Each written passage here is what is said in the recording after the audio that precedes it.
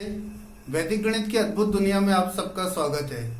जैसा कि आप सबको मालूम ही है, वैदिक गणित एक अत्यंत ही रुचिकर और मजेदार मानस गणित है, जिससे हम गणित के कठिनतम प्रश्नों को भी चुटकियों में तुरंत ही हल कर सकते हैं। आज के इस सत्र में हम वैदिक विधि से योग करना सीखेंगे, जिसके लिए हम परम मित्र की अवधारणा का उपयोग करेंगे। अगर हम किसी यात्रा पर जाते हैं और अगर हम अकेले जाते हैं तो हो सकता है यात्रा उबाऊ सी लगे हमें, लेकिन यदि हमारा मित्र हमारे साथ हो तो वही यात्रा हमारे लिए आनंददायक बन जाएगी। और परम मित्र अगर साथ हो तो कहना ही क्या। तो क्या आप जानते हैं, संख्याओं के भी आपस में मित्र होते हैं और परम मित्र भी होते हैं। जिन एक अंक की दो संख्याओं का योग 10 होता है उनको हम परम मित्र कहते हैं। जैसे 1 और 9, 2 और 8, 3 और 7, 4 और 6। यदि हमको किसी दो अंक की संख्या का परम मित्र ज्ञात करना है तो जिन दो अंकों की संख्याओं का योग 100 होता है उनको हम परम मित्र बोलते हैं। जैसे हमको यदि 64 का परम मित्र ज्ञात करना है तो हम 100 में से 64 को घटा देंगे तो उत्तर आएगा 36। तो 64 और 36 ये दोनों परम मित्र हैं। इसी प्रकार यदि हमको किसी 3 अंकों की संख्या का परम मित्र ज्ञात करना है तो हम 1000 में से उस 3 अंक की संख्या को घटाकर परम मित्र ज्ञात कर सकते हैं। परम मित्र ज्ञात करने के लिए हम वैदिक गणित का एक सूत्र निखिलम नवतश चरमम दशता का उपयोग करेंगे, जिसका कि अर्थ होता है सभी को हमको 9 में से घटाना है और अंतिम अंक को हमको 10 में से घटाना है। वैदिक गणित में जो भी संख्याएं 1 और 0 से मिलकर बनी होती है उनको हम आधार संख्या बोलते हैं। जैसे 10, 100, 1000, 10,000, 1 लाख, 10 लाख आदि। तो जिन भी दो संख्याओं का योग आधार संख्या मिलता है तो उनको एक दूसरे का परम मित्र या पूरक कहा जाता है। यहाँ पर परम मित्र की अवधारणा को हम इस वृत्त के द्वारा समझ सकते हैं, जिसमें कि हमने 10 बिंदु बनाए हुए हैं। यहाँ पर 1 और 9 का योग 10 है तो 1 और 9 परम मित्र हैं। 2 और 8 का योग 10 है, इसलिए 2 और 8 परम मित्र हैं। 3 और 7 का योग 10 है, इसलिए 3 और 7 परम मित्र है। इसी प्रकार 4 और 6 परम मित्र हैं। 5 का परम मित्र स्वयं 5 ही होता है। यदि हमको किसी दो अंकों की संख्या का परम मित्र ज्ञात करना हो तो उसको हम 100 में से घटाएंगे। जैसे हमको 24 का परम मित्र ज्ञात करना है तो हम इसको 100 में से घटाएंगे। 100 में से घटाने के लिए हम इस सूत्र का उपयोग कर सकते हैं, सभी को 9 में से घटाएं एवं अंतिम अंक को 10 में से घटाएं। 9 में से हम 2 को घटा रहे हैं और 10 में से 4 को घटा रहे हैं तो उत्तर होगा 76। 24 का परम मित्र होगा 76।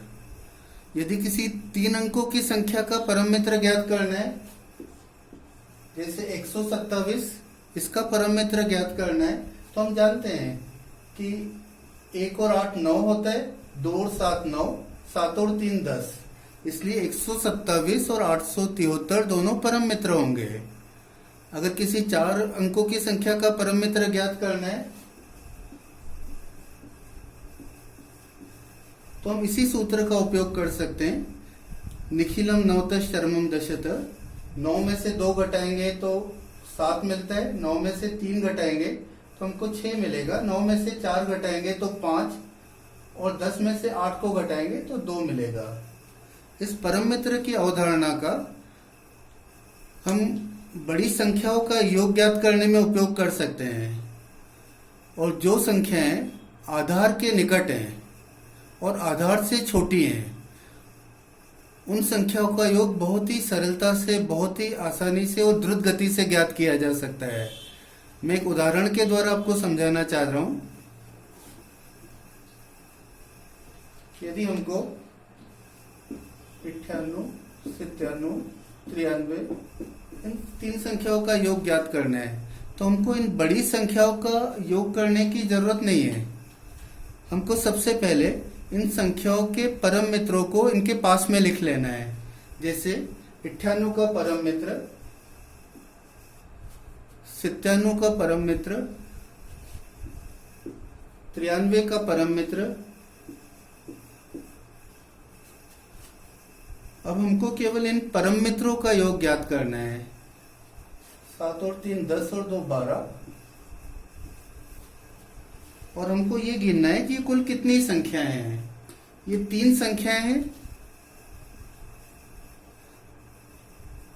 तो उन संख्याओं की संख्या हम लिख लेंगे कि कुल 3 संख्याएं हैं।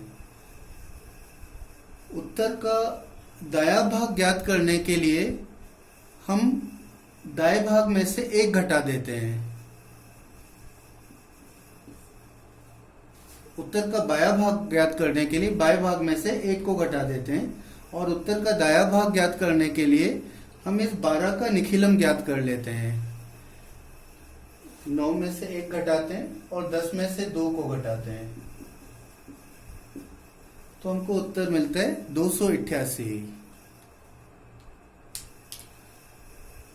मैं एक और उदाहरण आपको देना चाहता हूं।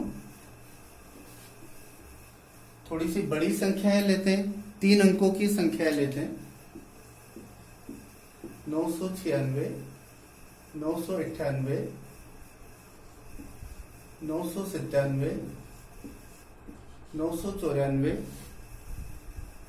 सबसे पहले हम इन सब के निखिलम को ज्ञात कर लेंगे या इन संख्याओं के पूरक को ज्ञात करेंगे। तो इनका परम मित्र ज्ञात करने की विधि है, 9 के स्थान पर हम सीधे 0 भी लिख सकते हैं। 004, 002, 003, 006। इन पूरक का योग ज्ञात करने पर हमको मिलता है 15।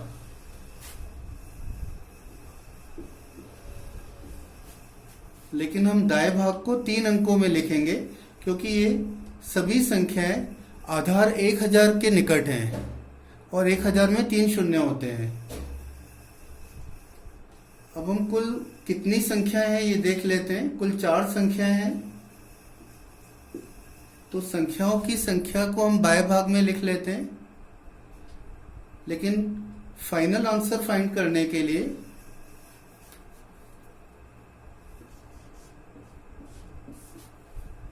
हम बाएं भाग में एक न्यूनन का उपयोग करते हैं, 1 घटाते हैं और दाएं भाग का निखिलम ज्ञात करते हैं।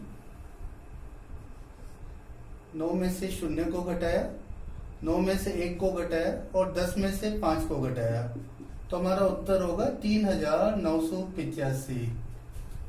तो मुझे आशा है कि यह विधि आपको बहुत ही रोचक लगी होगी। आप घर पर इसका अभ्यास कर सकते हैं। तो बिना कॉपी पेन का उपयोग करके आप मौखिक भी इनके हल ज्ञात कर सकते हैं। धन्यवाद।